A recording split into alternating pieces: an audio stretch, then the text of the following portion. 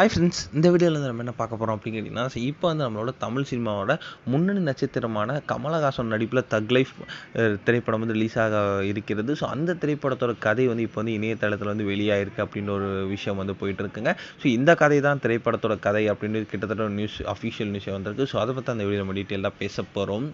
இப்போ வந்து நம்மளோட உலகநாயகன் மற்றும் சிம்பு இவங்க 2 பேரோட நடிப்பில் நம்மளோட மணிரத்னோட இயக்கத்தில் தக் லைஃப் அப்படின்ற திரைப்படம் வந்து உருவாகியிருக்கு. ஸோ இந்த திரைப்படம் வந்து வருகிற ஜூன் 5 தேதி தியேட்டரில் வந்து ரிலீஸ் ஆக இருக்கிறது. ஸோ திரைப்படத்தோட ரிலீஸ் வந்து ரொம்பவே நெருங்கிடுச்சு. அதனால் வந்து ப்ரொமோஷனில் வந்து நம்மளோட படக்குழுவினர் ரொம்ப ஈடுபாடாக வேலை செஞ்சுட்டு இருக்காங்க. இதில் வந்து இப்போ வந்து இணையதளத்தில் ரொம்ப பெரிய விஷயம் வந்து ட்ரெண்டிங்காக போயிட்டு இருக்கு. அதாவது படத்தோட கதை வந்து இதுதானா அப்படின்ட்டு வந்து ஒரு சுவாரஸ்யமான விஷயம் வந்து போயிட்டு இருக்குங்க. அதாவது தக் லைஃப் படத்தோட கதை வந்து நான் தான் எழுதினேன் அப்படின்றது கமலஹாசனே ஓப்பனாக பேட்டியில் சொல்லியிருக்காங்க.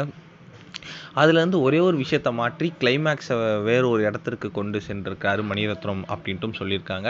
ஸோ கமலஹாசன் வந்து முன்னதாக வந்து தலைவன் இருக்கின்றான் அப்படின்ற ஒரு திரைப்படத்தை வந்து அவர் வந்து எடுக்கணும் அப்படின்ட்டு ரொம்பவே முயற்சி செய்தாங்க. ஆனால் வந்து அவர் எழுதிய அந்த கதைக்கு அமர் ஹைசன் அப்படின்றும் டைட்டில் வச்சுருந்தாங்க.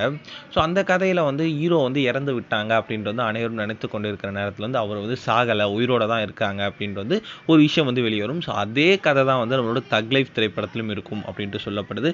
ஸோ 2 படத்துக்கும் வந்து ஒரு பெரிய கனெக்ட் இருக்குது அப்படின்றும் சொல்லப்படுது. ஸோ கண்டிப்பாக இந்த ஒரு விஷயம் ரசிகர் மத்தியில் ரொம்ப பெருசாக பேசப்பட்டு இருக்கு. கண்டிப்பாக தக் லைஃப்பில் இது வரைக்கும் மணிரத்னம் படத்துலேயே வராத அளவுக்கு ஒரு புதிய ஒரு கதை